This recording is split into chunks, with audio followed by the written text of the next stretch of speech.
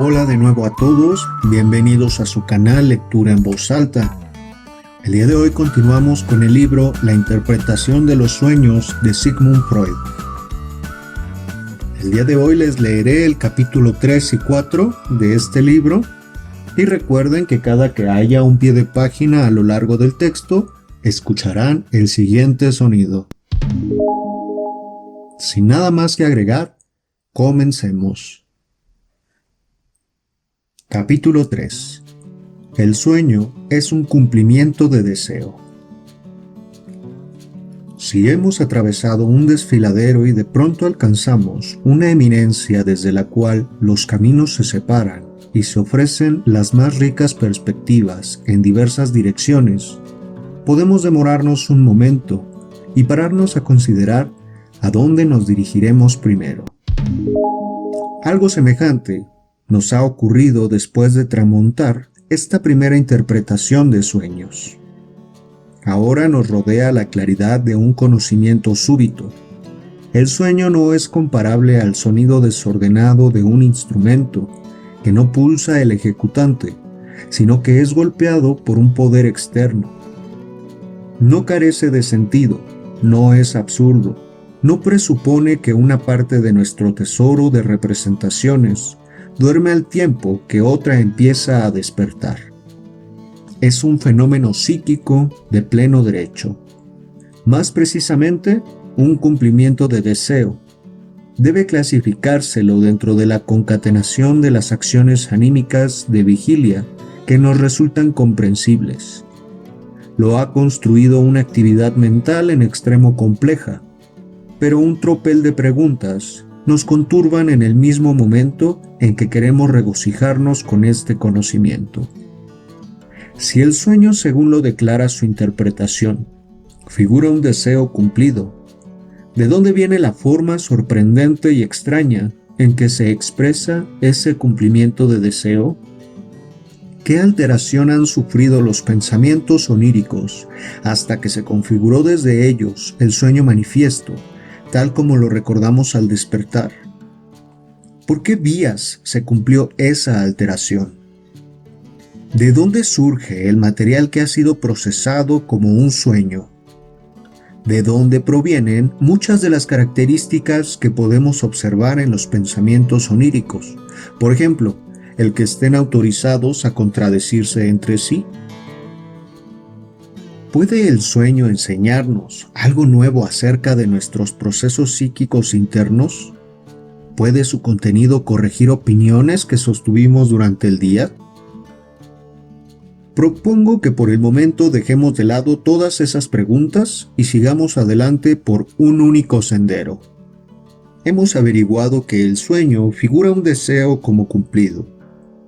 Nuestro interés inmediato debe ser saber si es este un rasgo general del sueño o solo el contenido contingente de aquel sueño, el de la inyección de Irma entre paréntesis, del cual partió nuestro análisis. En efecto, por más que contemos con que todo sueño tiene un sentido y un valor psíquico, aún tenemos que dejar abierta la posibilidad de que ese sentido no sea el mismo en todos los sueños. Nuestro primer sueño fue un cumplimiento de deseo. Quizás otro resulte ser un temor cumplido. ¿Acaso un tercero tendrá por contenido una reflexión y un cuarto reproducirá simplemente un recuerdo? ¿Existen otros sueños que los de deseo? ¿O acaso solo existen sueños de deseo? Es fácil demostrar que a menudo los sueños dejan ver bien a las claras el carácter del cumplimiento de deseo, a punto tal que puede maravillarnos que el lenguaje de los sueños no haya sido comprendido desde mucho tiempo atrás. Por ejemplo, hay un sueño que yo puedo producir cuantas veces quiera, por así decir, experimentalmente. Cuando al atardecer como sardinas, aceitunas u otros alimentos muy salados, por la noche me sobreviene una sed que me despierta.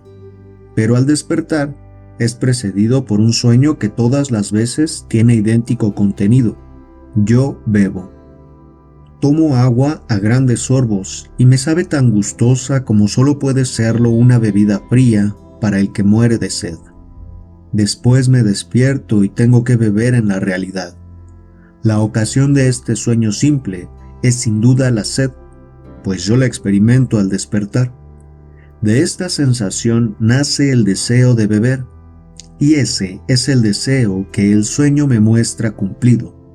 Así sirve a una función que ahora dilucidaré. Yo acostumbro dormir muy bien y no estoy habituado a que me despierte una necesidad cualquiera. Si con el sueño de que bebo logro aplacar mi sed, no necesito levantarme para satisfacerla. Es por tanto un sueño de comodidad. El soñar sustituye a la acción, como por lo demás ocurre a menudo en la vida. Por desdicha, mi necesidad de agua para extinguir la sed no se satisface con un sueño como se satisfizo mi sed de venganza contra mi amigo Otto y el Dr. M. Pero la buena voluntad es la misma. No hace mucho este sueño se modificó en algo. En esta ocasión experimenté sed antes de dormirme y apuré entero el vaso de agua que estaba sobre mi mesita. Horas después, en la noche, me sobrevino de nuevo una gran sed que trajo consigo sus incomodidades. Para procurarme agua, debía levantarme y buscar el vaso que estaba sobre la mesita de luz de mi mujer. Soñé entonces en armonía con este fin, que mi mujer me daba de beber en un cacharro. Este era una urna cineraria etrusca que yo había traído para mi casa de un viaje a Italia y que después regalé. Pero el agua que contenía sabía tan salada, abre paréntesis, por las cenizas evidentemente, cierra paréntesis, que hube de despertarme. Bien se ve cuán cómodamente dispone las cosas el sueño, puesto que su exclusivo propósito es un cumplimiento de deseo. Está autorizado a ser un egoísta completo. Y realmente el amor a la comodidad es incompatible con la consideración por los demás. Es probable que la intromisión de la urna cineraria sea otro cumplimiento de deseo. Me pesaba no poseer más ese cacharro. Como por otra parte, no me era asequible el vaso de agua que estaba del lado de mi mujer. La urna cineraria se adecúa también a la sensación del sabor salado, que ahora se ha intensificado y sé que me obligará a despertar. Con mucha frecuencia tuve en mis sueños juveniles esos sueños de comodidad. Habituado desde siempre a trabajar hasta muy avanzada la noche, el despertar ahora me resultaba siempre difícil. Solía entonces soñar que había saltado de la cama y estaba junto al lavabo. Después de un tiempo ya no podía ocultarme más la evidencia de que aún no me había levantado, pero mientras tanto había dormido otro poco. Un sueño similar de pereza, cuya forma es particularmente chistosa, me fue comunicado por uno de mis jóvenes colegas, que parece compartir mi gusto por dormir. Vivía él cerca del hospital. Su hospedera tenía el estricto encargo de despertarlo a una hora cada mañana, pero buen trabajo le daba cumplirlo. Cierta mañana el dormir era particularmente dulce. La mujer dio voces a través de la puerta. Abre comillas. A levantarse, señor Pepi, que hay que ir al hospital. Cierra comillas. Sobre eso soñó el durmiente con una habitación del hospital, una cama en la que él yacía y una pizarra de cabecera donde podía leerse. Abre comillas. Pepi H., candidato a médico, 22 años. Cierra comillas. Díjose en sueños. Abre comillas. Puesto que ya estoy en el hospital, no necesito encaminarme a él. Cierra comillas. Y se dio vuelta y siguió durmiendo. Así se había confesado sin tapujos el motivo de su sueño. Otro sueño cuyo estímulo sobrevino igualmente durante el dormir Una de mis pacientes, que había debido someterse a una operación del maxilar de mal pronóstico por deseo del médico, debía llevar día y noche un aparato refrigerante sobre el lado enfermo de la cara. Pero ella solía arrojarlo de sí tan pronto se dormía. Cierta vez me pidieron que se lo reprochase. De nuevo había tirado al suelo el aparato. La enferma se disculpó. Abre comillas. En esta ocasión realmente no pude hacer nada. Fue a causa de un sueño que tuve por la noche. En sueños estaba en un palco de la ópera y me interesaba vivamente por la representación. En cambio, en el sanatorio estaba Carl Meyer, que se lamentaba terriblemente porque le dolía la quijada. Me dije que yo no tenía los dolores y entonces no necesitaba el aparato. Por eso lo arrojé. Cierra comillas. Este sueño de nuestra pobre adolecida parece la figuración de un giro que aflora a nuestros labios en situaciones desagradables. Cómo quisiera algo más divertido. El sueño muestra eso más divertido. Carl Meyer, a quien la soñante atribuyó sus dolores, era, entre los jóvenes que podía recordar, el que le resultaba más indiferente.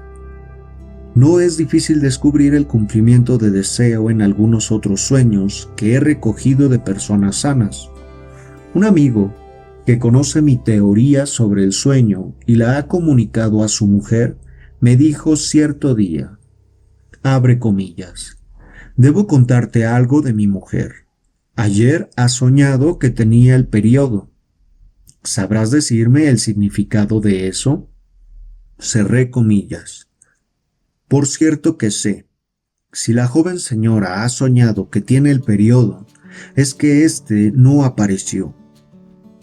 Puedo suponer que le gustaría gozar todavía por algún tiempo de su libertad antes de afrontar los trabajos de la maternidad. Fue un hábil modo de dar noticia de su primer embarazo.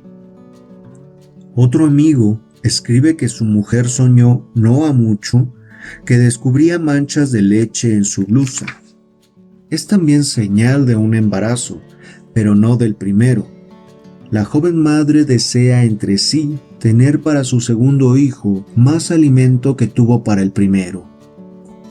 Una joven señora, que durante semanas estuvo aislada del trato social por cuidar a su hijo, que padecía de una enfermedad infecciosa, soñó, después del desenlace feliz de esta, con una velada en que se encontraba Alphonse Daudet, Paul Bourget, Marcel Prévost y otros, todos los cuales se dirigían a ella con extrema amabilidad y la divertían exquisitamente. Los aludidos autores presentaban en el sueño los mismos rasgos que se producen en sus retratos. Prévost, de quien ella no conocía retrato, se veía idéntico al hombre encargado de la desinfección que había esterilizado la habitación el día anterior y que había sido su primera visita después de largo tiempo. Aquí creemos poder traducir el sueño sin dejar lagunas. Ya sería hora de estar en algo más divertido que este eterno cuidar enfermos. Quizá baste con esta selección para demostrar que con mucha frecuencia y bajo las condiciones más diversas hallamos sueños que pueden comprenderse solo como cumplimiento de deseos y que exponen su contenido sin ningún disfraz. Casi siempre son sueños breves y simples que contrastan gratamente con las confusas y exuberantes composiciones oníricas que han atraído más la atención de los autores. Merece la pena, no obstante, demorarse un poco más en estos sueños simples. Las formas de sueño más simples de todas hemos de esperarlas de los niños, cuyas operaciones psíquicas son con seguridad menos complejas que las de los adultos. La psicología infantil está llamada, en mi opinión, a prestar a la psicología del adulto servicios parecidos a los que el estudio de la conformación y el desarrollo de los animales inferiores presta a la investigación de la estructura de los animales superiores. Hasta ahora, pocos escritos hubo que deliberadamente sacaran partido de la psicología del niño con este propósito. Los sueños de los niños pequeños son con frecuencia simples cumplimientos de deseos, y en ese caso, a diferencia de los sueños de adultos, no son interesantes. No presentan enigma alguno que resolver, pero naturalmente son inapreciables para demostrar que el sueño, por su esencia más íntima, significa, abre paréntesis, tiene el valor psíquico de, cierra paréntesis, un cumplimiento de deseo. Del material que me proporcionaron mis propios hijos, pude recoger algunos ejemplos de tales sueños. A una excursión que hicimos en el verano de 1896, desde Aussee hasta la bella región de Hallstatt, debo 2 sueños, uno de mi hija, que por entonces tenía 8 años y medio, y el otro de mi hijo, de 5 años y 3 meses. Como informe preliminar, debo indicar que ese verano residíamos en una casa situada sobre una colina, en el Aussee, desde donde gozábamos con buen tiempo de una soberbia vista del Dachstein. Con el anteojo se discernía bien el refugio de Simony. Los pequeños se esforzaron muchas veces por ver a través del anteojo, no sé con qué resultado.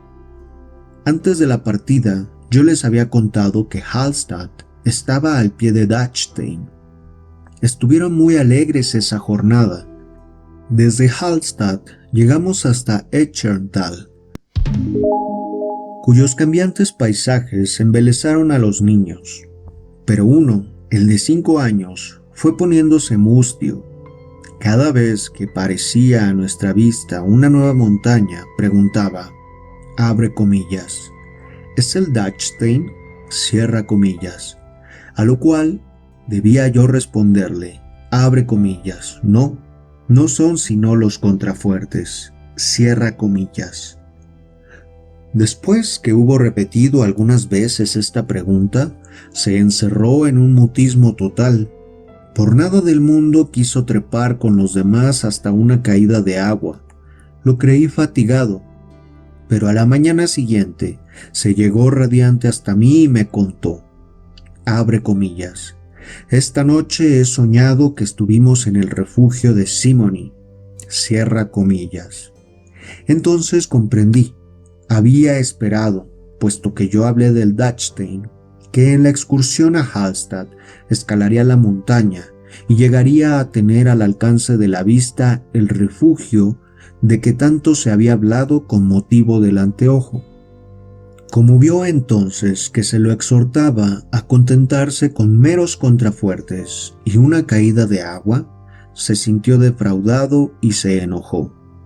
El sueño lo resarció de ello. Quise saber detalles del sueño. Eran muy pobres. Abre comillas. Se sube por escalones durante 6 horas. Cierra comillas. Tal como había oído decir. También en la niña de 8 años y medio despertaron durante esa excursión deseos que el sueño debió satisfacer. Habíamos llevado a Hallstatt con nosotros al hijo de nuestro vecino, un muchacho de 12 años. Todo un caballero que, según me pareció, ya había conquistado las simpatías de la pequeña. Y bien, al levantarse por la mañana, ella me contó el siguiente sueño. Abre comillas. Figúrate que he soñado que Emilio era uno de los nuestros. Les decía a ustedes papá y mamá, y dormía con nosotros en la habitación grande como nuestros chicos. Entonces vino mamá a la habitación y echó un puñado de grandes tabletas de chocolate, envueltas en papel azul y verde, debajo de nuestras camas. Cierra comillas. Sus hermanos, que por cierto no han heredado la capacidad de interpretar sueños, declararon, tal como lo hacen nuestros autores, que ese sueño era un disparate. Pero la niña se aferró por lo menos a una parte del sueño, y para la teoría de la neurosis interesa mucho saber a cuál. Abre comillas, que Emilio se haya quedado para siempre con nosotros es un absurdo, pero lo de las tabletas de chocolate no. Cierra comillas. Para mí, precisamente esto último era lo oscuro. La madre me dio la explicación. En el camino desde la estación de ferrocarril hasta la casa, los niños se habían detenido frente a una máquina automática y codiciado precisamente esas tabletas de chocolate envueltas en papel metálico de brillantes colores que, como sabían por experiencia, la máquina entregaba a cambio de unas monedas. La madre, con razón, opinó que la jornada había traído consigo suficientes cumplimientos de deseos, y este deseo quedó pendiente para el sueño. La pequeña escena me había pasado inadvertida. En cuanto a la parte del sueño proscrita por mi hija, la comprendí sin más. Yo mismo había oído cómo el juicioso huésped exhortaba por el camino a los niños para que aguardasen la llegada de papá o de mamá. De esa presencia temporaria hizo el sueño de la pequeña una adopción permanente. Su ternura no conocía aún otras formas de estar juntos que las mencionadas en el sueño y que derivan del amor fraterno. La razón por la cual las tabletas de chocolate fueron arrojadas bajo las camas no podía esclarecerse desde luego sin indagar a la niña. Por un amigo conozco un sueño en un todo semejante al de mi hijo varón. Lo tuvo una niña de 8 años. Su padre había emprendido un paseo hacia Dornbach, llevándola junto a otros niños, con el propósito de visitar el refugio de Rorer. Pero, habiéndose hecho muy tarde, emprendió el regreso, prometiendo a los niños resarcirlos por ello en otra ocasión. Cuando volvían, pasaron junto a un poste que señalaba el camino a Hammó. Los niños le pidieron que los llevase allí, pero otra vez y por la misma razón, debieron contentarse con una promesa para otro día. A la mañana siguiente, la niña de 8 años acudió satisfecha a su papá. Abre comillas. Papá, hoy soñé que estabas con nosotros en el refugio de Rorer y en Hammó. Cierra comillas. Su impaciencia había anticipado entonces el cumplimiento de la promesa hecha por papá. Tan franco como este es otro sueño que la belleza del paisaje de Aussee suscitó en mi hijita, entonces de 3 años y 3 meses. Era la primera vez que la pequeña navegaba por el lago, y el paseo resultó muy corto para ella. Ya en el muelle no quería abandonar la barca y lloró amargamente. A la mañana siguiente contó, abre comillas, esta noche viajé por el lago, cierra comillas. Esperamos que la duración de ese paseo onírico la haya dejado más satisfecha. El mayor de mis hijos varones, de 8 años a la sazón, soñaba ya con la realización de sus fantasías. Viajó con Aquiles en un carro y Diomedes era el auriga. Desde luego, días atrás se había entusiasmado con las sagas griegas que le fueron obsequiadas a su hermana mayor. Si se me concede que lo que hablan los niños mientras duermen pertenece igualmente al ámbito de los sueños, puedo comunicar uno de los más precoces en toda mi colección. Mi hija menor, que tenía 19 meses, había vomitado cierta mañana, y por eso se la tuvo a dieta el resto del día. La noche que siguió a ese día de hambre se la oyó proferir excitada en sueños. Abre comillas.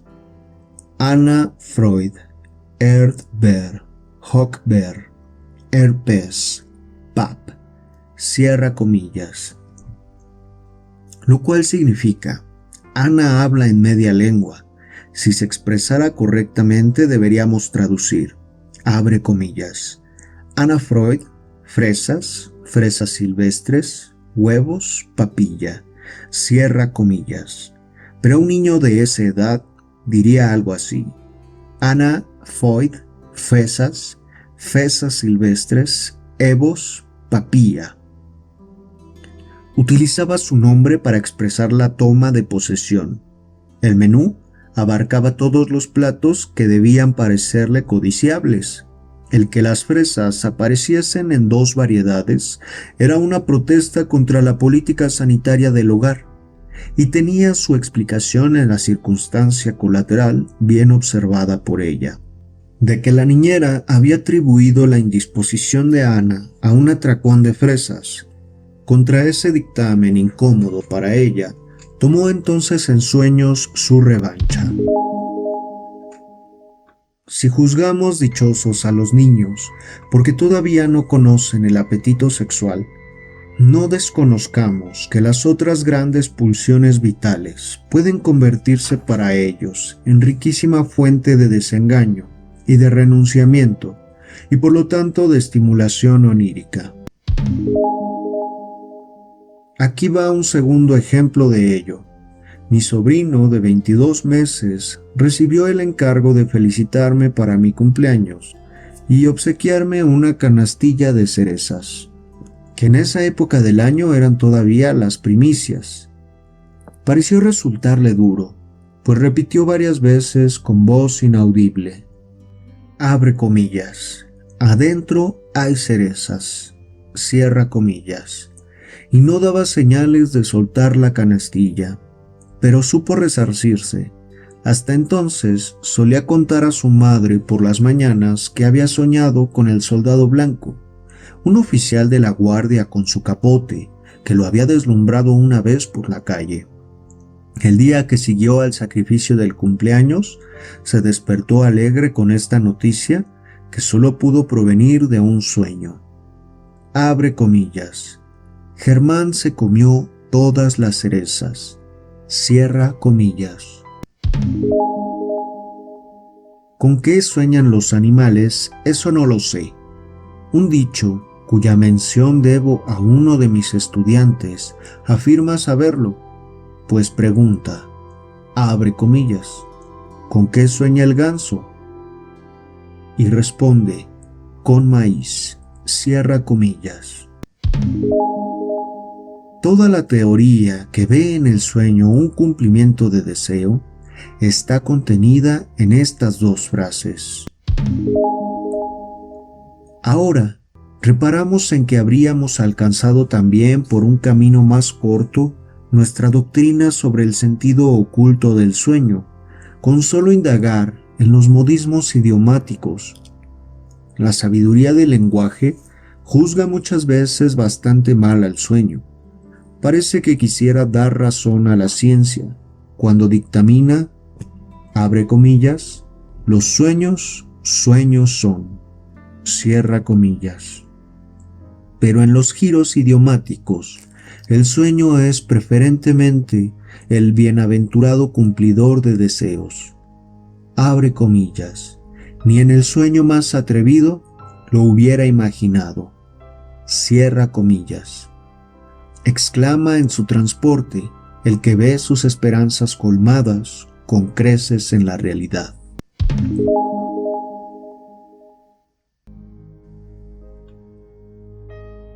Capítulo 4. La desfiguración onírica. Pues bien, si yo ahora afirmo la tesis de que el cumplimiento de deseos es el sentido de todo sueño, y por tanto no puede haber sueños que no sean de deseo, de antemano estoy seguro de provocar el más decidido desacuerdo. Se me objetará, abre comillas, que hay sueños que han de comprenderse como cumplimiento de deseos no es nuevo, sino algo en que los autores repararon desde hace mucho, como Radstock, Volket, Purkinje, Tissier, Simon, acerca de los sueños de hambre del barón Trenck y en el Presidio, y pasajes en Grisinger, de 1845. Pero que no existan otros sueños que los de deseo, he ahí otra generalización injustificada, que por suerte es fácil refutar. Es que con harta frecuencia se presentan sueños en los que puede reconocerse el contenido más penoso, pero ninguna huella del cumplimiento de un deseo cualquiera. Cierra comillas.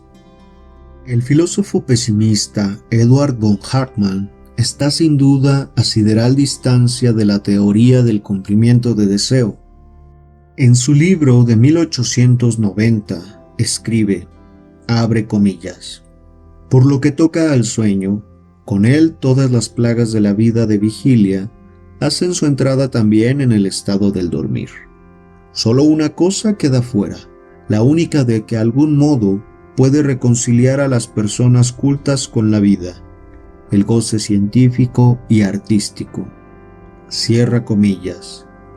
Pero incluso observadores menos insatisfechos han destacado que en el sueño el dolor y el displacer son más frecuentes que el placer.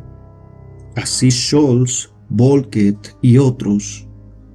Y aún las señoras Sarah Witt y Florence Hallam, después de estudiar un grupo de sueños, hallaron expresión numérica al predominio del displacer en los sueños. Computan el 57.2% de los sueños como penosos y el 28.6% como positivamente agradables. Y aparte de estos sueños que prosiguen en el dormir los más diversos sentimientos penosos de la vida, existen los sueños de angustia, en los cuales nos sobrecoge el más horripilante de los sentimientos de displacer hasta que despertamos. Y a esos sueños de angustia son muy propensos justamente los niños, en quien hemos hallado los sueños de deseo sin tapujos. En realidad, los sueños de angustia parecen imposibilitar la generalización del enunciado basado en los ejemplos del capítulo anterior, según el cual el sueño es un cumplimiento de deseo, y aún le pondrían el marbete de absurdo. No obstante, no es difícil rebatir esas objeciones en apariencia tan concluyentes. Repárese tan solo en que nuestra doctrina no se apoya en la consideración del contenido manifiesto del sueño, sino que se refiere al contenido de pensamiento que se discierne tras el sueño mediante el trabajo de interpretación. Al contenido manifiesto del sueño le contraponemos el contenido latente. Es verdad que existen sueños cuyo contenido manifiesto es de índole más penosa, pero ¿alguna vez intentó alguien interpretar esos sueños para descubrir su contenido de pensamiento latente? Si no es así, ninguna de esas dos objeciones nos alcanza. Sigue siendo posible que también los sueños penosos y los de angustia se revelen, después de la interpretación, como cumplimientos de deseo. En el trabajo científico es a menudo ventajoso, cuando la solución de un problema depara dificultades, sumarle un segundo problema, tal como es más fácil cascar dos nueces una contra otra que por separado. Así, no nos plantearemos solo la pregunta, abre comillas, ¿cómo pueden los sueños penosos y de angustia ser cumplimientos de deseo? Cierra comillas, sino, autorizados por las elucidaciones sobre el sueño que ya llevamos hechas, también esta otra, abre comillas, ¿por qué los sueños de contenido indiferente, que resultan ser de cumplimiento de deseos, no muestran sin disfraz ese sentido suyo? Cierra comillas. Considérese el sueño de la inyección de Irma, ya tratado por extenso, en modo alguno es de naturaleza penosa, y por la interpretación lo reconocimos como flagrante cumplimiento de deseo. Pero, ¿por qué requirió de interpretación? ¿Por qué el sueño no dice directamente su significado? De hecho, tampoco el sueño de la inyección de Irma daba a primera vista la impresión de que figurase un deseo del soñante como cumplido. Sin duda, el lector no habrá recibido esa impresión, pero ni aun yo lo sabía antes de emprender el análisis.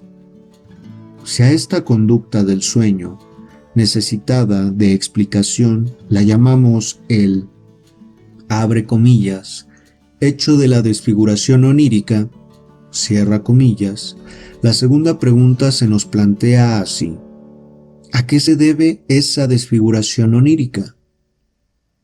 Si se trata de decir lo primero que se nos ocurre, diversas soluciones posibles se nos ofrecen. Por ejemplo, que durante el dormir existe una incapacidad para procurar expresión adecuada a los pensamientos oníricos. Pero es el caso que el análisis de ciertos sueños nos fuerza a admitir una diversa explicación de la desfiguración onírica. Quiero mostrarlo con otro de mis propios sueños, que nuevamente requerirá muchas indiscreciones, pero este sacrificio personal se verá compensado por una radical iluminación del problema. Informe preliminar. A comienzos de 1897, supe que dos profesores de nuestra universidad me habían propuesto para el cargo de profesor extraordinarius. Esta noticia me sorprendió y me causó viva alegría, como una expresión de reconocimiento de dos hombres destacados y no explicable por lazos personales. Pero enseguida me dije que no debía poner esperanzas en ese suceso. En los últimos años, el ministerio había dejado sin considerar propuestas de este tipo, y muchos colegas que me precedían en años y que en méritos por lo menos me igualaban, esperaban en vano desde entonces su nombramiento. No tenía razón alguna para suponer que habría de irme mejor. Entre mí, resolví entonces consolarme. Me dije que no soy, al menos que yo sepa, ambicioso, y que aún sin recibir título honorífico alguno, ejerzo mi actividad médica con satisfactorio éxito. Por lo demás, no era cuestión de que diese las uvas por maduras o por verdes, puesto que estaban, sin esperanza, demasiado altas para mí. Una tarde que me visitó un colega amigo, R., uno de aquellos cuyo destino me había servido de advertencia. Él era candidato desde hacía más tiempo a ser promovido al cargo de profesor, que en nuestra sociedad exalta al médico como semidios para sus enfermos, y menos resignado que yo, de tanto en tanto, solía presentarse en la oficina del alto ministerio para hacer adelantar su expediente. Venía a verme después de una de esas visitas. Me contó que esta vez había puesto al encumbrado señor en un aprieto preguntándole lisa y llanamente si la demora de su nombramiento no se debía en realidad a reparos confesionales. La respuesta fue que en todo caso, y dada la corriente de opinión que prevalecía, su excelencia provisionalmente no estaba en condiciones, etc. Abre comillas. Ahora por lo menos sé dónde estoy. Cerró comillas. Así concluyó mi amigo su relato, que no me aportó nada nuevo, pero hubo de reafirmarme en mi resignación. Es que esos mismos reparos confesionales son aplicables a mi caso. La mañana que siguió a esa visita tuve el siguiente sueño, también notable por su forma. Constaba de dos pensamientos y de dos imágenes, de tal suerte que se alternaban un pensamiento y una imagen. Solo reproduciré la primera mitad del sueño, pues la otra nada tiene que ver con el propósito a que debe servir su comunicación. 1. Mi amigo R es mi tío. Me inspira gran ternura. Número 2. Veo ante mí su rostro algo cambiado. Está como alargado y una dorada barba que lo enmarca se destaca con particular nitidez. Fin del sueño. Después siguen los otros dos fragmentos, de nuevo un pensamiento y una imagen ¿Qué omito? La interpretación de este sueño se llevó a cabo de la siguiente manera. Cuando me acordé de ese sueño en el curso de la mañana, me movió a risa y me dije, abre comillas, este sueño es un disparate, cierra comillas. Pero él no dejó que lo apartara y me persiguió todo el día hasta que por fin, al anochecer, hube de reprocharme. Abre comillas. Si uno de tus pacientes no supiera decir, para la interpretación de un sueño, otra cosa que eso es un disparate, lo reprenderías por ello y conjeturarías que tras el sueño se esconde una historia desagradable cuyo conocimiento él quiere evitarse. Procede contigo del mismo modo. Tu opinión de que el sueño es un disparate no significa más que una resistencia interior contra la interpretación del sueño. No te dejes disuadir. Cierra comillas. Me dispuse entonces a la interpretación. Análisis. R es mi tío. ¿Qué puede significar esto? No he tenido más que un tío, el tío Joseph. Hubo con él por lo demás una triste historia. En cierta ocasión, hace más de 30 años, por afán de lucro, dio en cometer una acción que la ley castiga con severidad, y después sufrió condena por eso. Mi padre, que a causa del disgusto encaneció en pocos días, solía decir siempre que el tío Joseph no era un mal hombre, pero sí un idiota. Así se expresaba él. Entonces, si mi amigo R es mi tío Joseph, con ello quiero decir, R es un idiota. Cosa increíble y harto desagradable, pero ahí está ese rostro que yo vi en el sueño, de óvalo alargado y doradas barbas, y el rostro de mi tío era realmente así, alargado, enmarcado por una hermosa barba blonda. Mi amigo R era de cabellos renegridos, pero cuando empezó a encanecer, hubo de pagar por el esplendor de sus años mozos. Su negra barba recorrió, pelo por pelo, una triste mutación cromática. Primero se volvió de color arratonado, después más amarillenta, hasta quedar definitivamente gris.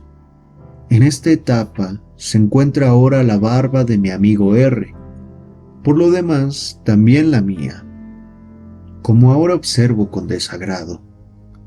El rostro que veo en el sueño es el de mi amigo R y el de mi tío a un tiempo.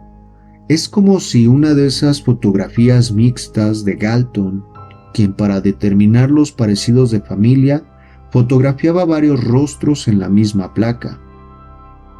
No queda entonces ninguna duda de que en realidad pienso que mi amigo R es idiota como mi tío Joseph. Todavía no vislumbro el fin para el cual he establecido esa relación con la que no puedo dejar de debatirme. Es que no puede ser muy profunda. Mi tío era un delincuente y mi amigo R es un hombre probo. Aunque es verdad que una vez recibió pena de multa por derribar con su bicicleta a un escolar. ¿Aludiré a ese desaguisado? Sería llevar la comparación hasta lo ridículo, pero ahora caigo en otra conversación que días pasados tuve con N, otro de mis colegas, y por cierto sobre el mismo tema. Encontré a N en la calle. También ha sido propuesto para profesor.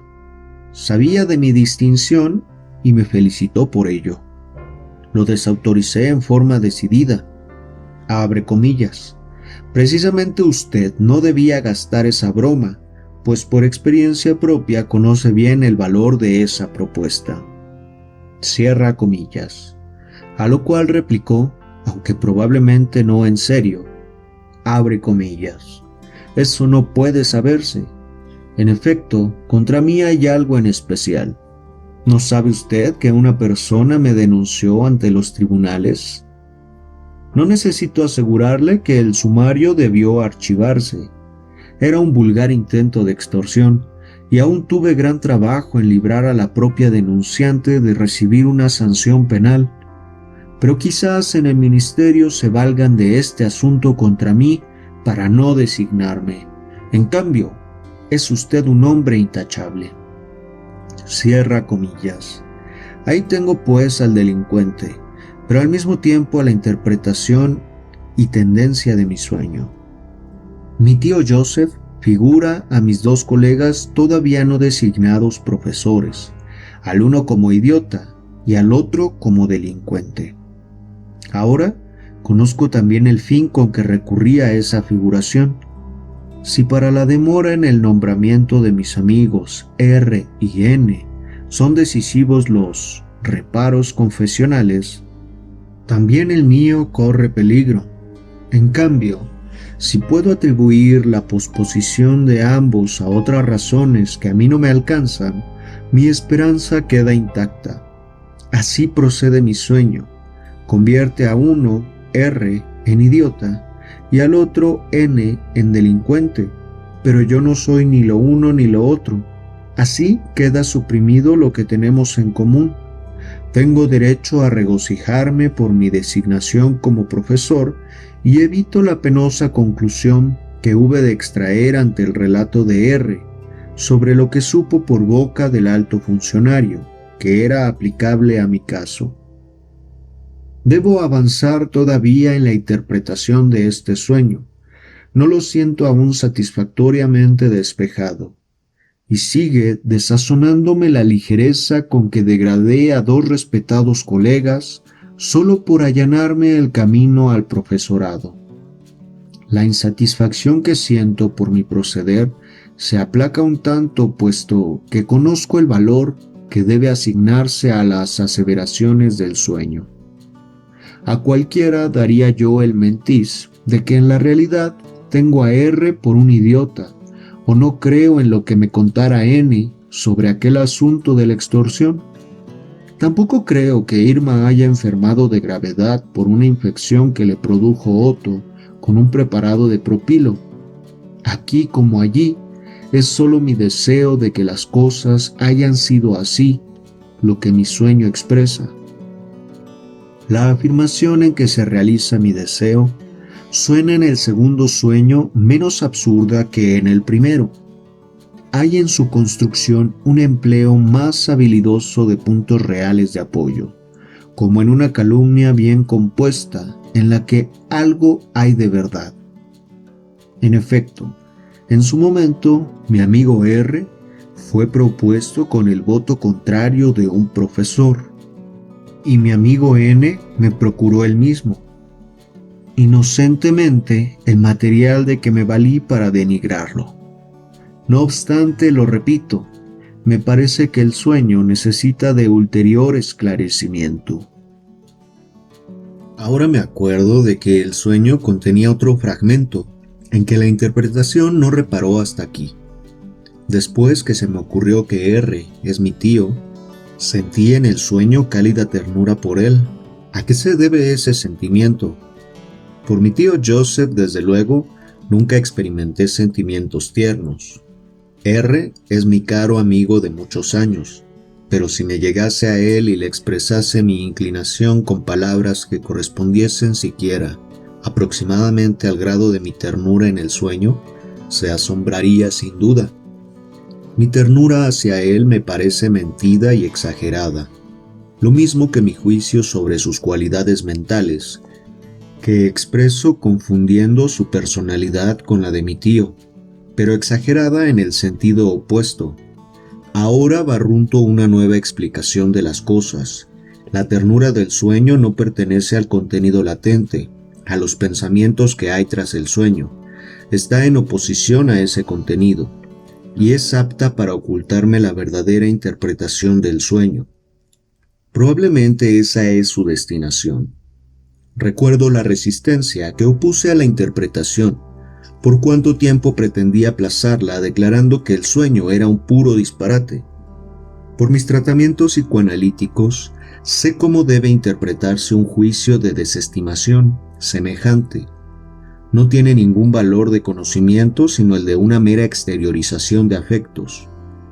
Cuando mi hijita no quiere una manzana que se le ofrece, afirma que es amarga, aún sin haberla probado.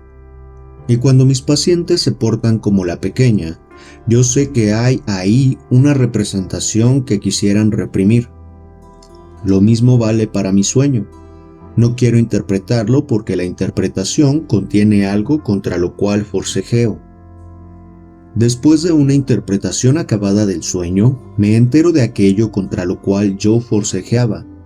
Era la afirmación de que R es un idiota. La ternura que siento hacia R no puedo atribuirla a los pensamientos latentes del sueño, pero sí a ese forcejeo mío. Si mi sueño, comparado con su contenido latente, desfigura las cosas en este punto, y por cierto las ha desfigurado hasta convertirlas en su contrario, la ternura manifiesta sirve a esta desfiguración. Dicho de otro modo, la desfiguración se cumple aquí adrede, como un medio de disimulación. Mis pensamientos oníricos contenían un denuesto contra R, para que no se notara. El sueño procuró lo contrario, un sentimiento tierno hacia él. Quizás sea este un conocimiento de valor general, como lo mostraron los ejemplos del capítulo 3. Hay sueños que son sin tapujos cumplimientos de deseos. Donde el cumplimiento de deseo es irreconocible y está disfrazado, debió de existir una tendencia a la defensa contra ese deseo, y a consecuencia de ella, el deseo no pudo expresarse de otro modo que desfigurado. Quiero buscar en la vida social el equivalente a esto que ocurre en la vida psíquica interior. ¿Dónde encontramos en la vida social una desfiguración semejante de un acto psíquico? Solo allí donde se trata de dos personas, de las que una posee cierto poder y la otra tiene que andarse con tiento por causa de ese poder. Esta segunda persona desfigura entonces sus actos psíquicos, o, como también podemos decir, los disimula. La cortesía que practico cotidianamente es en buena parte una disimulación de esta índole. Cuando interpreto mis sueños para el lector, me veo precisado a producir desfiguraciones semejantes. También el poeta se queja de la compulsión a desfigurar las cosas. Abre comillas. Lo mejor que alcanzas a saber, no puedes decirlo a los muchachos. Cierra comillas. En situación parecida se encuentra el publicista político que ha de decir verdades desagradables para los poderosos. Si las dice sin disimulo, el déspota suprimirá sus manifestaciones con posterioridad si se trata de declaraciones verbales, y preventivamente si han de darse a conocer por la estampa. El publicista tiene que temer a la censura, y por eso modera y desfigura la expresión de sus opiniones. Según cuáles sean la fuerza y la sensibilidad de esta censura, se verá precisado a abstenerse meramente de ciertas formas de ataque o a reducirse a alusiones en lugar de referencias directas, o tendrá que ocultar su comunicación ofensiva tras un disfraz en apariencia inofensivo. Por ejemplo, puede contar lo que sucedió entre dos mandarines del celeste imperio, cuando en verdad tiene en vista a los funcionarios de su patria. Cuanto más estricta reine la censura, tanto más extremado será el disfraz y más ingeniosos con frecuencia los medios que han de poner al lector sobre el rastro del significado genuino. Esta concordancia, que llega hasta los detalles, entre los fenómenos de la censura y los de la desfiguración onírica, nos autoriza a presumir condiciones parecidas para ambos.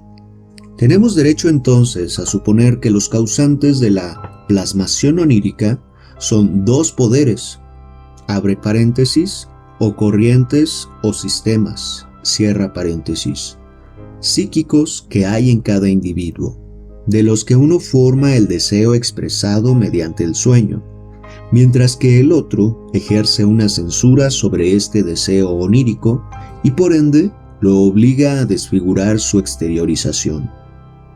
Cabe preguntarse, ¿en qué consiste la autoridad de esta segunda instancia, en virtud de la cual ella ejerce su censura?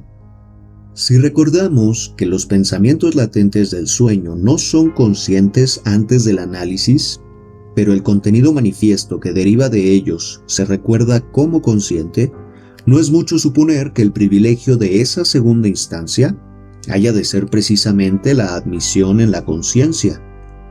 Desde el primer sistema, no podría llegar a la conciencia nada que antes no hubiera pasado por la segunda instancia, y ésta, por su parte, nada dejaría pasar sin ejercer sobre ellos sus derechos, imponiéndole las modificaciones que juzgara convenientes para su reclutamiento en la conciencia. Entrevemos con ello una muy precisa concepción de la esencia de la conciencia. El devenir consciente es para nosotros un acto psíquico particular, diverso e independiente del devenir puesto o devenir representado, y la conciencia nos aparece como un órgano sensorial que percibe un contenido dado en otra parte. Es fácil demostrar que la psicopatología no puede abstenerse de estos supuestos básicos. Podemos reservar para un pasaje posterior una apreciación más profunda de esto. Si me atengo a la representación de las dos instancias psíquicas y sus relaciones con la conciencia, obtengo para la llamativa ternura que siento en el sueño por mi amigo R, tan denostado después en la interpretación, una analogía por entero congruente con la vida política de los hombres. Me traslado a una república en que un señor celoso de su poder está en pugna con una opinión pública alerta. El pueblo se insubordina contra un funcionario que le disgusta y exige su despido. Para demostrar que no necesita tomar en cuenta la voluntad del pueblo, el autócrata otorgará a ese funcionario una alta distinción que de otro modo no habría tenido motivo para concederle. Así, mi segunda instancia, la que domina el acceso a la conciencia, distinguirá a mi amigo R con una efusión de ternura desmesurada, debido a que las aspiraciones de deseo del primer sistema querrían motejarlo de idiota, llevadas por un interés particular, precisamente el que ellas acarician. Quizás aquí columbramos que la interpretación de los sueños es capaz de darnos sobre el edificio de nuestro aparato psíquico aclaraciones que hasta ahora hemos esperado en vano en la filosofía. Pero no seguiremos este rastro, sino que, después de esclarecer la desfiguración onírica, regresamos a nuestro problema inicial. Nos preguntábamos por el modo en que los sueños de contenido penoso pueden resolverse como cumplimiento de deseo. Ahora vemos que esto es posible cuando ha intervenido una desfiguración onírica, cuando el contenido penoso no apunta sino a disfrazar otro deseado. Y por referencia a nuestros supuestos acerca de las dos instancias psíquicas, podemos decir ahora, además, que los sueños penosos contienen de hecho algo que es penoso para la segunda instancia, pero que al mismo tiempo cumple un deseo de la primera. En esa medida son sueños de deseo, en efecto. Todo sueño es iniciado por la primera instancia, pues la segunda tiene hacia él un comportamiento solo defensivo, no creador. Si nos ciñésemos a apreciar aquello que la segunda instancia aporta al sueño, jamás podríamos comprender este. Así subsistirían todos los enigmas que los autores observaron en el sueño. Que el sueño tiene realmente un sentido secreto, que resulta ser un cumplimiento de deseo, es algo que el análisis ha de probar de nuevo en cada caso. Por eso escojo algunos sueños de contenido penoso y ensayo su análisis. En parte son sueños de histéricos que exigen un extenso informe preliminar y a trechos una incursión en los procesos psíquicos de la histeria. pero no puedo librar a la exposición de este embarazo.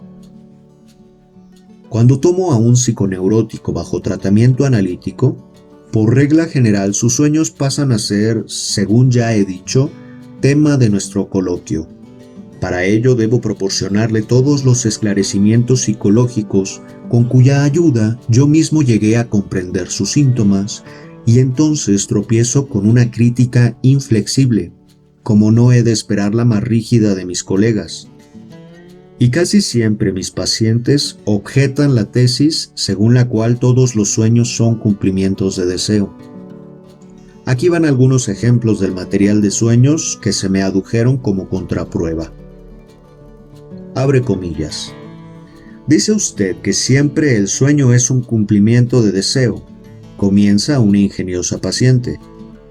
Ahora le contaré un sueño cuyo contenido es todo lo contrario, puesto que no me cumple un deseo. ¿Cómo lo hace con decir usted con su teoría? El sueño es este. 2 puntos. Quiero dar una comida, pero no tengo en mi despensa sino un poco de salmón ahumado. Me dispongo a ir de compras, pero recuerdo que es domingo por la tarde y todos los almacenes están cerrados. Pretendo llamar por teléfono a algunos proveedores, pero el teléfono está descompuesto. Así, debo renunciar al deseo de dar una comida. Fin del sueño. Cierra comillas.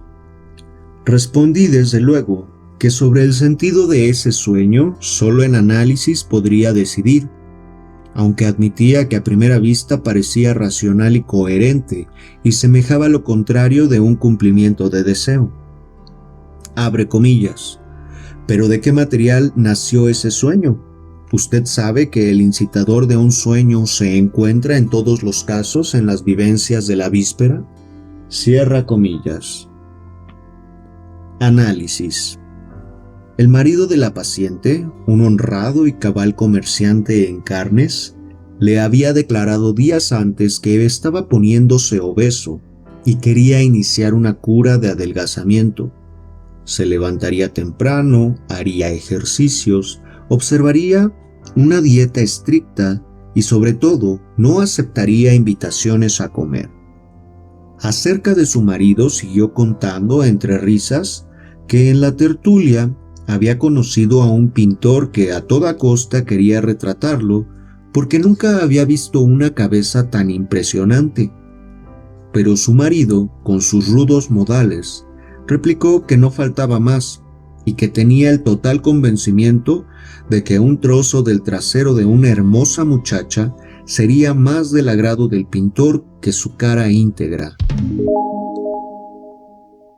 Ella, me dice, está ahora muy enamorada de su marido y se chancea con él. También le ha rogado que no le obsequie caviar. ¿Qué quiere decir esto? Es que desde hace mucho tiempo desea poder comer un bocadillo de caviar todos los días antes del almuerzo, pero no quiere permitirse el gasto. Desde luego, recibiría el caviar de su marido tan pronto como se lo pidiese, pero le rogó lo contrario, que no le obsequiase caviar alguno, a fin de poder seguir haciéndole bromas con eso. Abre paréntesis. Esta fundamentación me parece deshilachada. Tras tales informes insatisfactorios, suelen ocultarse motivos inconfesados. Pensemos en los hipnotizados de Bernheim, que ejecutan un encargo post-hipnótico, y preguntados por sus motivos no responden, por ejemplo, abre comillas, no sé por qué lo hice, cierra comillas, sino que tienen que inventar una fundamentación a todas las luces insuficiente. Quizás algo semejante ocurra con el caviar de mi paciente. Noto que se ve precisada a crearse en la vida un deseo incumplido. Su sueño le muestra cumplido ese rehusamiento del deseo. Ahora bien, ¿para qué precisa de un deseo incumplido? Cierra paréntesis. Hasta ahora, las ocurrencias no alcanzan para interpretar el sueño. La insto a que me diga más. Después de una breve pausa, justamente como cuadra el vencimiento de una resistencia, Me informa también que ayer fue de visita a casa de una amiga de quien está en verdad celosa porque su marido la alaba en demasía. Por suerte, esta amiga es muy descarnada y flaca, y su marido es amante de las redondeces. Ahora bien, ¿de qué habló esta amiga flaca? Desde luego, de su deseo de engordar un poco. También le preguntó, abre comillas, ¿cuándo vuelve usted a invitarnos? Se come también en su casa, cierra comillas. Ahora, el sentido del sueño está claro. Puedo decir a la paciente, abre comillas. Es justamente como si ante ese reclamo usted hubiera pensado, tan luego a ti he de invitarte para que comas en mi casa, te pongas más gorda y puedas gustarle todavía más a mi marido. Más vale que no dé más comidas.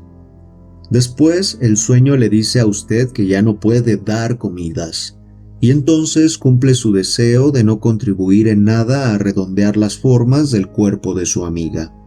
Que las cosas que se ofrecen en los banquetes lo ponen a uno gordo.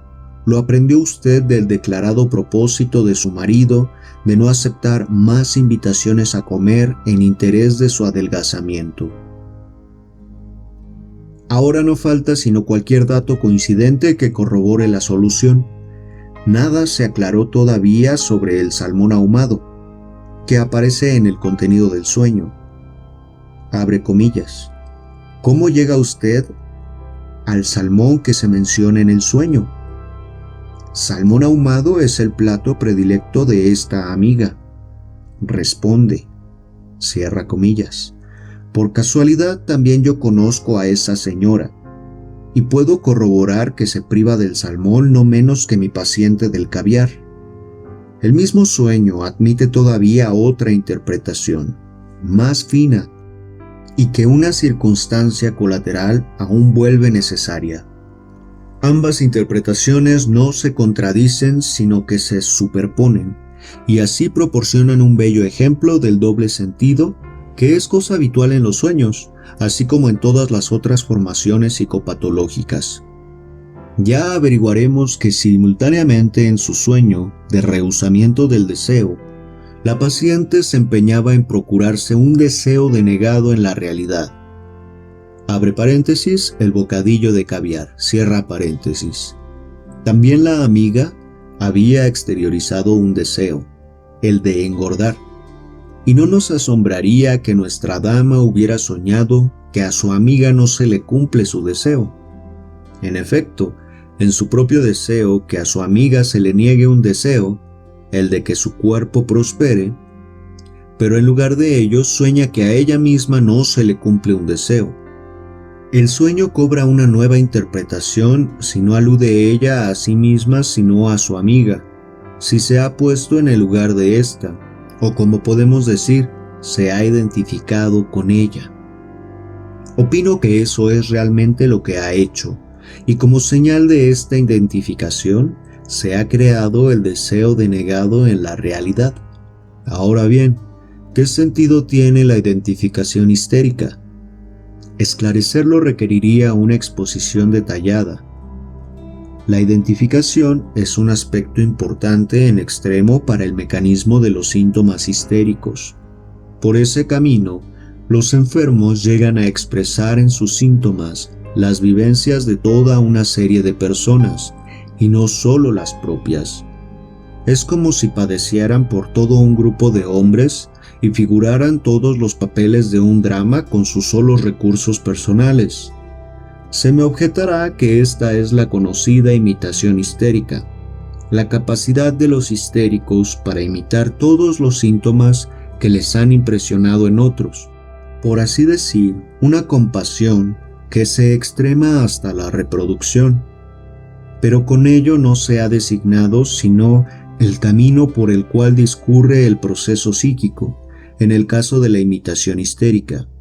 Una cosa es el camino, y otra el acto psíquico que marcha por él. Este último es algo más complicado que la imitación de los histéricos, tal como suele concebírsela. Responde a un proceso inconsciente de razonamiento, como lo aclarará un ejemplo. El médico que en la misma sala del hospital, junto a otras enfermeras, tiene una que padece de convulsiones de un tipo determinado, no se asombrará si una buena mañana ve que ese mismo ataque histérico ha encontrado imitadoras. Se dirá, abre comillas, las otras la han visto y la han imitado. Es una infección psíquica. Cierra comillas. Sin duda, pero esa infección psíquica procede, por ejemplo, así. Por lo general, las enfermas saben más aún de otras que el médico de cada una de ellas, y se afligen unas por otras cuando está por llegar la visita médica. A una le ha sobrevenido su ataque. Las otras enseguida toman conocimiento de que la causa ha sido una carta de su familia, el reavivamiento de una cuita de amor, etc. Esto despierta su compasión y se cumple en ellas un razonamiento que no llega a la conciencia. Abre comillas. Si por una causa así puede una tener tal ataque, puede sobrevenirme a mí también, pues tengo iguales motivos. Cierra comillas. Si ese razonamiento fuera susceptible de conciencia, quizá desembocaría en la angustia de que le sobrevenga a un idéntico ataque, pero se cumple en otro terreno psíquico, y por eso acaba en la realización del síntoma temido. Por tanto, la identificación no es simple imitación, sino apropiación sobre la base de la misma reivindicación etiológica. Expresa un igual que, y se refiere a algo común que permanece en lo inconsciente.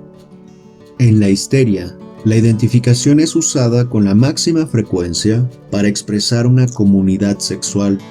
La histérica se identifica en sus síntomas preferentemente, si bien no de manera exclusiva, con las personas con quienes ha tenido comercio sexual o que lo tienen con las mismas personas que ella.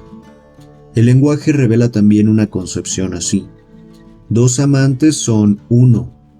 Tanto en la fantasía histérica como en el sueño, basta para la identificación que se piense en relaciones sexuales, sin necesidad de que éstas sean reales. Nuestra paciente, entonces, no hace sino seguir la regla de los procesos histéricos de pensamiento cuando expresa sus celos contra su amiga. Abre paréntesis, que ella misma hubo de reconocer injustificados, por lo demás. Cierra paréntesis. Poniéndose en el lugar de ella en el sueño e identificándosele mediante la creación de un síntoma. Abre paréntesis, el deseo denegado. Cierra paréntesis. Cabría aún elucidar el proceso en palabras del modo que sigue. Ella se pone en el lugar de su amiga en el sueño, porque esta última le ocupa su lugar frente a su marido, y porque querría apropiarse del sitio que la amiga está ocupando en la estima de su marido. De manera más simple, pero también siguiendo el esquema según el cual el no cumplimiento de un deseo significa el cumplimiento de otro, se resolvió la objeción en contra de mi doctrina sobre los sueños en el caso de otra paciente, la más ingeniosa de mis soñantes. Cierto día le expliqué que el sueño era cumplimiento de deseo. Al día siguiente me trajo un sueño. Abre comillas. Viajaba con su suegra para compartir un veraneo en el campo. Cierra comillas. Fin del sueño. Díjome que, como yo bien sabía, ella se había opuesto vivamente a pasar el verano cerca de su suegra, y también que en los últimos días había esquivado con felicidad esa temida convivencia, alquilando una casa de campo en un sitio muy alejado al de su suegra. Y ahora el sueño revertía esta solución deseada. ¿No daba esto el más rotundo mentiz a mi doctrina del cumplimiento de deseo por el sueño? En verdad no hacía falta sino extraer la moraleja de ese sueño para obtener su interpretación. Según él, yo me había equivocado. Por tanto, su deseo era que yo me equivocase, y el sueño se lo mostró cumplido. Pero el deseo de que yo me equivocase y que se cumplió con el tema del veraneo en el campo, se refería en la realidad a otro asunto más serio. Por esa misma época, yo había inferido del material que me proporcionó su análisis que en cierto periodo de su vida debía de haber ocurrido algo importante para que ella enfermase. Ella lo había puesto en entredicho, porque nada así recordaba. Pronto pudimos ver que yo no me equivocaba. Su deseo de que ojalá yo me equivocase, mudado en el sueño de que viajaba al campo con su suegra, respondía entonces al deseo justificado de que aquella cosa, que todavía no era sino conjetura, jamás hubiera sucedido. Sin análisis y solo por medio de una conjetura, me permití interpretar una pequeña historia que me sucedió con un amigo, mi condiscípulo durante los 8 años de la escuela media. Cierta vez, en una conferencia que yo pronunciaba ante un pequeño círculo, oyó de mí la novedad de que el sueño es cumplimiento de deseo. Se fue a casa, tuvo un sueño en que perdía todos sus pleitos, abre paréntesis, era abogado, cierra paréntesis, y vino a pedirme cuentas de ello. Salí del paso con este subterfugio, abre comillas. No es posible ganar todos los pleitos, cierra comillas. Pero entre mí pensé, si yo durante 8 años he ocupado como primero de la clase el primer banco, mientras él anduvo siempre por la mitad de ella, ¿no puede haberle quedado de aquellos lejanos tiempos el deseo de que también yo, alguna vez, sufriese el escarnio de ocupar el último banco? Otro sueño de carácter más lúgubre me fue presentado por una paciente también como objeción a la teoría del cumplimiento de deseo. La paciente, mujer joven, empezó así, abre comillas. ¿Recuerda usted que mi hermana tiene ahora un solo niño, Carl? El otro, Otto, lo perdió cuando yo todavía estaba en su casa. Otto era mi preferido, y en verdad lo crié yo. Por el pequeño siento también cariño, pero desde luego no tanto como sentí por el muerto. Bueno, esta noche soñé que veía a Carl muerto frente a mí. Yacía en su pequeño ataúd, las manos recogidas con velas en derredor, poco más o menos como estuvo el pequeño Otto, cuya muerte me conmovió tanto. Dígame usted ahora, ¿qué significa eso? ¿Me conoce usted bien? ¿Acaso soy tan perversa que deseé a mi hermana la pérdida del único hijo que le queda? ¿O significa el sueño que yo desearía que el muerto fuera Carl y no Otto, por quien sentí un cariño tanto mayor? Cierra comillas.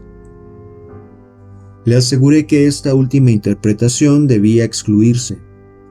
Después de meditar unos instantes, pude decirle la interpretación correcta del sueño, que ella después me corroboró. Pude hacerlo porque conocía toda la historia anterior de la soñante. Huérfana muy temprano, la niña se crió en casa de una hermana que le llevaba mucha edad. Allí, entre los amigos y visitantes de la casa, se encontró también con el hombre que dejaría una huella imborrable en su corazón. Durante un tiempo pareció que aquellas relaciones apenas declaradas habrían de terminar en matrimonio, pero este feliz desenlace fue desbaratado por la hermana, sobre cuyos motivos nunca se tuvo explicación cabal. Después de la ruptura, el hombre amado por nuestra paciente evitó la casa, y ella misma, algún tiempo después que murió el pequeño Otto, en quien había volcado entre tanto su ternura, se instaló por su cuenta. Pero no pudo emanciparse del estado de dependencia en que había caído por su inclinación hacia el amigo de su hermana. Su orgullo le ordenó rehuirlo, pero le fue imposible transferir su amor a otros pretendientes que la requirieron después. Cuando el hombre amado, que era un literato, anunciaba en algún lugar una conferencia, infaltablemente se encontraba ella en el auditorio, e igualmente aprovechaba cuanta ocasión se le ofrecía para verlo de lejos en terceros lugares. Recordé que días pasados me había contado que el profesor concurriría a determinado concierto y que ella quería ir también allí para tener la dicha de verlo otra vez. Eso fue el día anterior al sueño. El día en que me lo contó debía realizarse el concierto.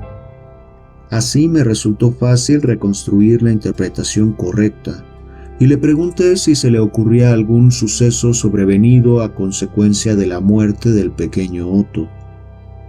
Respondió al punto, abre comillas. Por cierto, esa vez el profesor volvió después de larga ausencia y yo lo vi de nuevo frente al ataúd del pequeño Otto. Cierra comillas. Eso era tal como yo lo esperaba.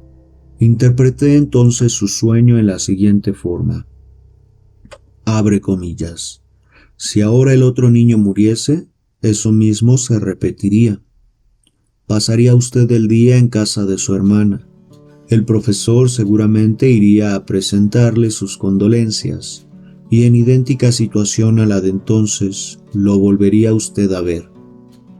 El sueño no significa otra cosa que este deseo suyo de volverlo a ver, contra el cual usted se debate interiormente. Sé que lleva en el bolsillo la entrada para el concierto de hoy. Su sueño es un sueño de impaciencia. No ha hecho sino adelantar en unas horas esa visión fugaz que ha de producirse hoy. Cierra comillas. Es manifiesto que para encubrir su deseo, ella había escogido una situación en que tales deseos suelen sofocarse. Una situación en que se está tan embargado por el duelo que no se piensa en el amor. Y no obstante es muy posible que aun en la situación real que el sueño copiaba fielmente frente al ataúd del mayor de los niños por quien sentía fuerte cariño, ella no pudiera sofocar el sentimiento de ternura hacia el visitante largamente añorado. Diverso esclarecimiento encontró un sueño parecido de otra paciente, que años antes se había destacado por su ingenio vivaz y su buen humor, y ahora acreditaba esas cualidades, al menos en las ocurrencias que tenía durante el tratamiento. Sucedió a esta dama, en el contexto de un sueño más extenso, ver que su única hija de 15 años yacía muerta en una caja. Con no poca gana de convertir a este fenómeno onírico en objeción contra la teoría del cumplimiento de deseo, ella misma columbró, no obstante, que el detalle de la caja tenía que señalar el camino a una comprensión diferente del sueño. En el análisis se le ocurrió que en la tertulia de la tarde anterior, la conversación había recaído en la palabra inglesa box y sus diversas traducciones al alemán: caja, palco, cofre, puñetazo, etc. Por otros fragmentos del mismo sueño, pudo completarse esto. Ella había descubierto el parentesco de la palabra inglesa box con la alemana Busch, que significa cajita, y la importunó el recuerdo de que Busch se usaba también como designación vulgar de los genitales femeninos. Con alguna indulgencia hacia sus conocimientos de anatomía topográfica, pudo conjeturarse así que la hija en la caja significaba el fruto en el vientre materno. Tan pronto le esclarecí sobre esto, no negó que esa imagen onírica correspondía realmente a un deseo suyo. Como tantas mujeres jóvenes, en modo alguno se sintió dichosa cuando quedó grávida, y más de una vez hubo de confesarse el deseo de que su hijo muriera en el vientre, y aún, presa de furor después de una áspera escena con su marido, llegó a golpearse el vientre con los puños para atentar contra el hijo. La niña muerta era realmente, pues, cumplimiento de un deseo, pero de uno que había abandonado desde hacía 15 años, y no es maravilla entonces que el cumplimiento de deseo, tras una demora tan prolongada, no fuese ya reconocible. Entretanto, mucho había cambiado. El grupo a que pertenecen estos dos últimos sueños, que tienen por contenido la muerte de un familiar querido, ocupará nuestra atención más adelante, con motivo de los sueños típicos. Allí podré mostrar nuevos ejemplos de que, a pesar de su contenido no deseado, todos estos sueños tienen que interpretarse como cumplimiento de deseo. No a un paciente, sino a un inteligente jurisconsulto conocido mío. Debo el siguiente sueño que me fue contado también con el propósito de disuadirme de una generalización apresurada en la doctrina del sueño de deseo. Abre comillas. Sueño, me cuenta mi testigo, que yendo con una dama del brazo llego frente a mi casa. Allí aguarda un coche cerrado. Un señor se encamina hacia mí. Se acredita como agente de policía y me exhorta a seguirlo. Le ruego que me deje un poco de tiempo para ordenar mis asuntos. ¿Cree usted acaso que es mi deseo ser encarcelado? Cierra comillas. Abre comillas. Por cierto que no, debo concederle. ¿Conoce usted por ventura la acusación por la que lo prenderían? Cierra comillas. Sí, creo que por infanticidio. ¿Infanticidio? Bien sabe usted que ese delito solo puede cometerlo una madre con su hijo recién nacido.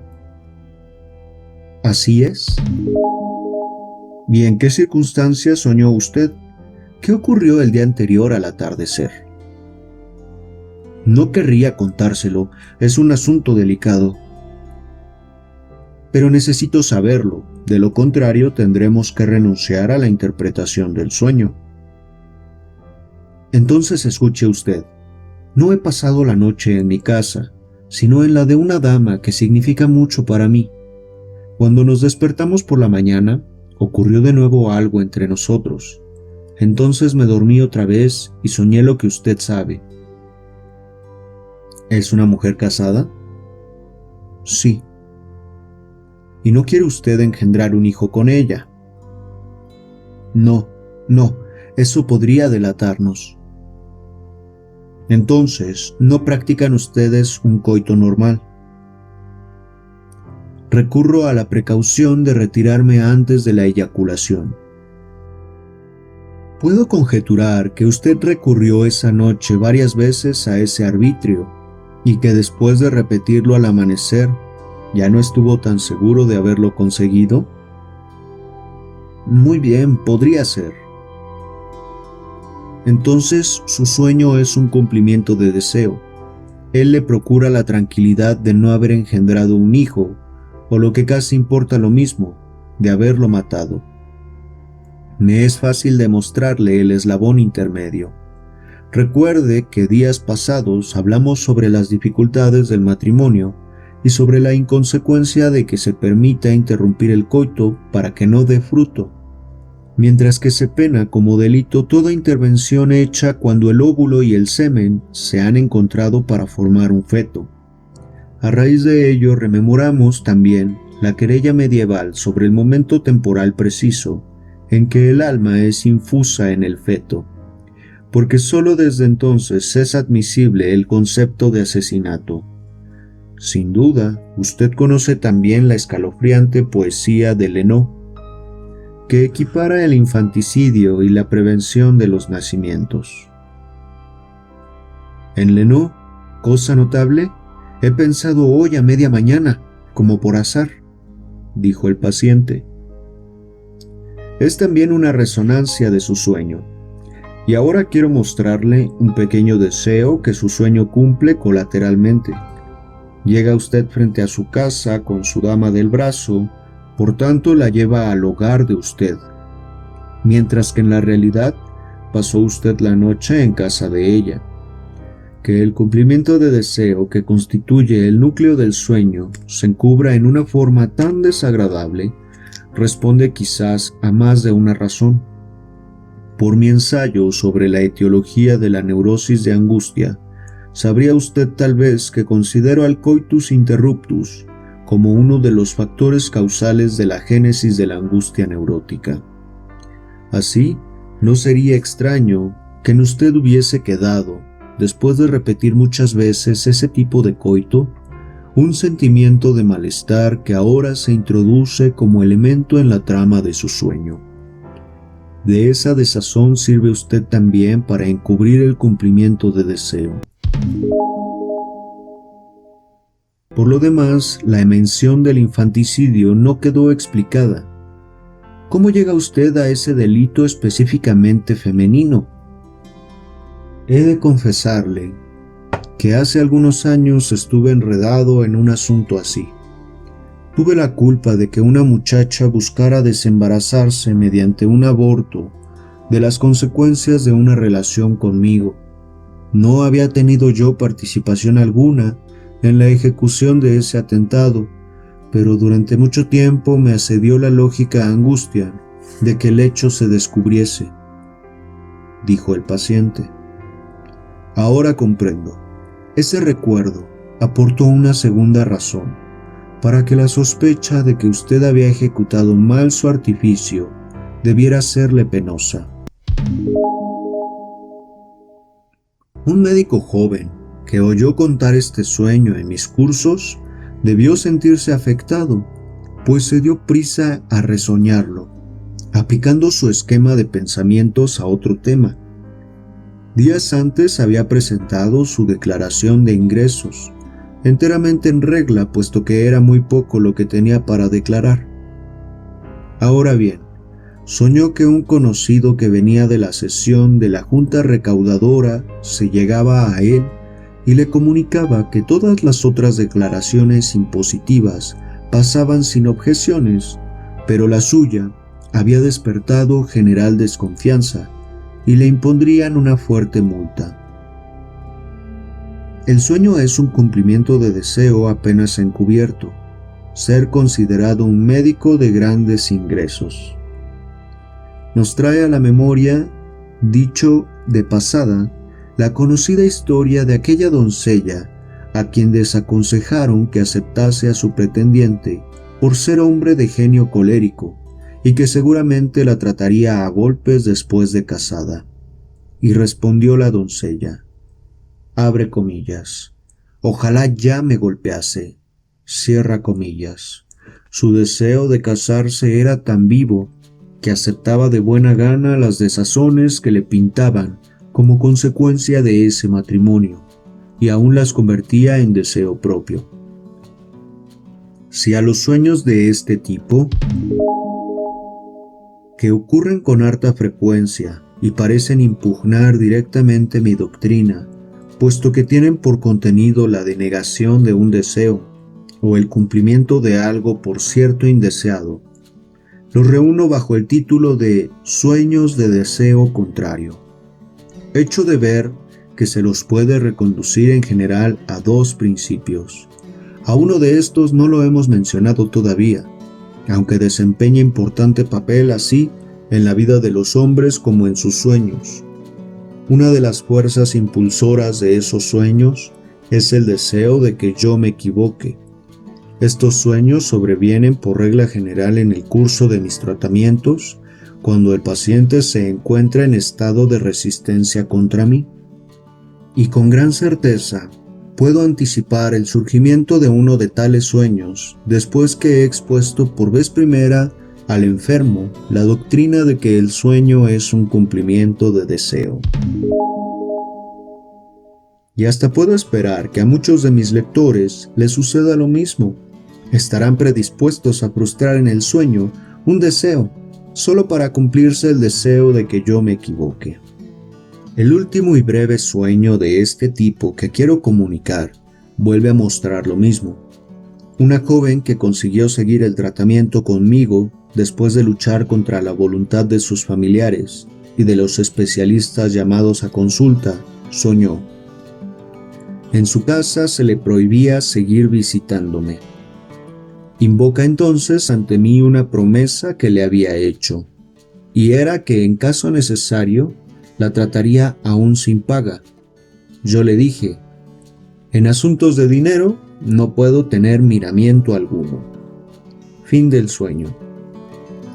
En verdad no es fácil pesquisar aquí el cumplimiento de deseo, pero en todos los sueños de esta índole se encuentra, además del primer enigma, otro cuya solución ayuda también a resolver aquel. ¿De dónde provienen las palabras que ella pone en mis labios? Desde luego jamás le dije algo semejante, pero uno de sus hermanos, y justamente el que ejercía la máxima influencia sobre ella, tuvo la gentileza de pronunciar esa sentencia sobre mí. El sueño quiere entonces hacer de modo que el hermano gane la querella, y no es solo en el sueño donde ella quiere hacerle justicia. Ese es el contenido de su vida y el motivo de su enfermedad. Un sueño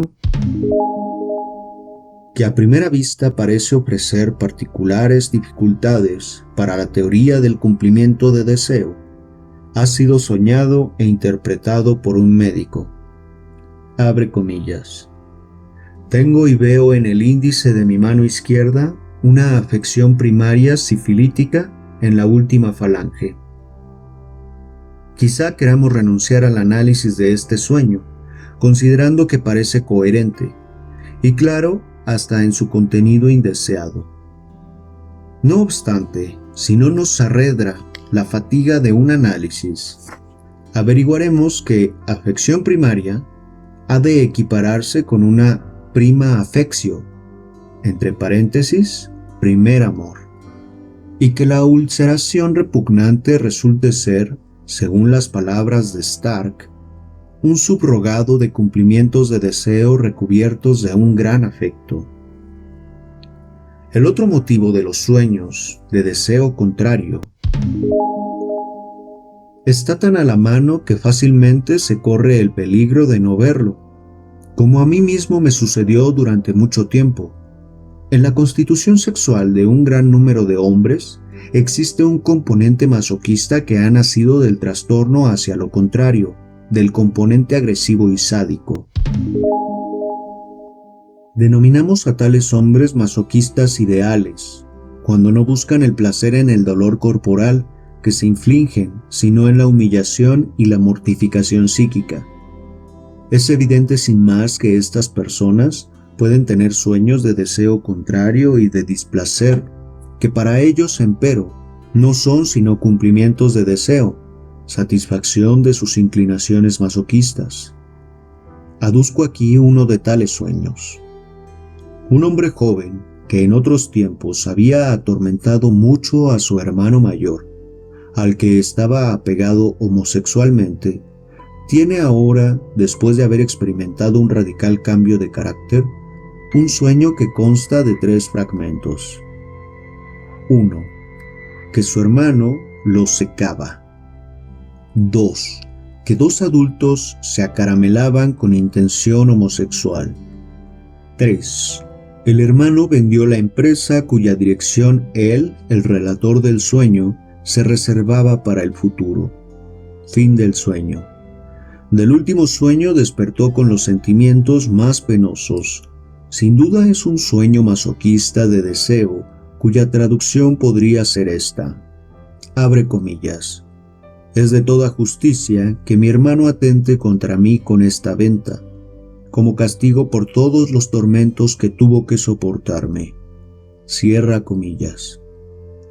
Espero que los ejemplos aducidos han de bastar, hasta tanto surjan nuevas objeciones, para que parezca verosímil que también los sueños de contenido penoso deben resolverse como cumplimiento de deseo.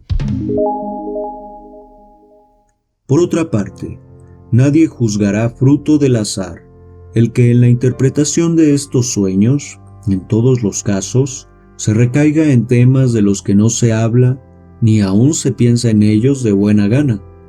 El sentimiento penoso que despiertan tales sueños es lisa y llanamente idéntico a la repugnancia que nos lleva a evitar, casi siempre con éxito, la consideración o mención de estos temas, y que debe ser vencida por cada uno de nosotros cuando nos vemos precisados a acometerlos a pesar de ello. Ahora bien, este sentimiento de displacer que se reitera en el sueño no excluye la existencia de un deseo, En todo ser humano hay deseos que no querría comunicar a otros y deseos que no quiere confesarse a sí mismo. Por otra parte, estamos autorizados a conectar el carácter displacentero de todos estos sueños con el hecho de la desfiguración onírica y a inferir que están así desfigurados y el cumplimiento de deseos se disfrazará en ellos hasta hacerse irreconocible porque hay una repugnancia, un propósito represivo contra el tema del sueño o contra el deseo inspirado por él. La desfiguración onírica aparece efectivamente como un acto de la censura. Ahora bien, daremos razón de todo lo que el análisis de los sueños de displacer ha traído a la luz si modificamos como sigue la fórmula destinada a expresar la esencia del sueño. El sueño es el cumplimiento disfrazado de un deseo sofocado o reprimido. Nos restan todavía los sueños de angustia como subvariedad particular de los sueños de contenido penoso, y cuya aceptación como sueños de deseo tropezará con la máxima renuencia en las personas no esclarecidas. No obstante, puedo omitir aquí los sueños de angustia. No es un nuevo aspecto del problema del sueño el que se nos mostraría en ellos, sino que está en juego la comprensión de la angustia neurótica en general.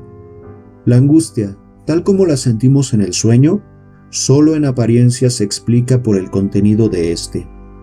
Cuando sometemos a interpretación el contenido onírico, reparamos en que la angustia del sueño no puede justificarse por el contenido de éste más que pueda hacerlo. Por ejemplo, la angustia de una fobia por la representación de que ella depende. Es cierto que podemos caernos por la ventana, y por eso hay razones para que nos acerquemos a ella con precaución. Pero esto no nos explica el que la angustia sea tan grande en la fobia correspondiente y persiga al enfermo mucho más allá de su ocasión real. Esta misma aclaración vale entonces tanto para la fobia cuanto para el sueño de angustia. En ambos casos, la angustia solamente está soldada a la representación concomiante, pero brota de otra fuente. A causa de este íntimo enlace de la angustia onírica con la angustia neurótica, debo posponer aquí la elucidación de la primera hasta que aborde la segunda.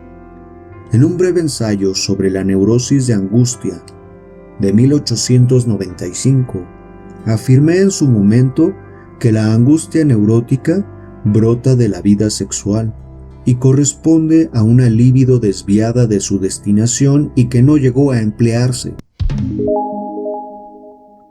Desde entonces, esta fórmula se mostró cada vez más convincente. Ahora bien, de ella puede derivarse esta tesis.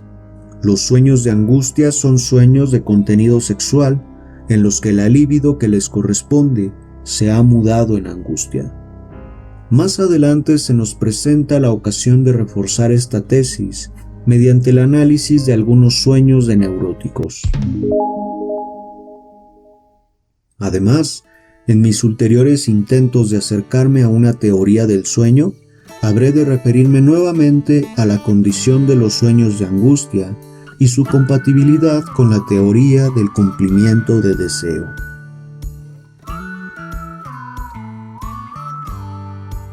Bueno amigos, estos fueron el capítulo 3 y 4 del libro de la interpretación de los sueños de Sigmund Freud. ¿Qué piensan de lo que Freud nos cuenta en estos dos capítulos sobre el cumplimiento del deseo en los sueños y la desfiguración onírica que a veces no nos deja ver ese deseo como tal? ¿Es algo con lo que están de acuerdo? ¿Algo en lo que creen? ¿Algo que no creen? ¿Algo que están dispuestos a investigar en carne propia? ¿Qué es lo que piensan? Comenten aquí abajo.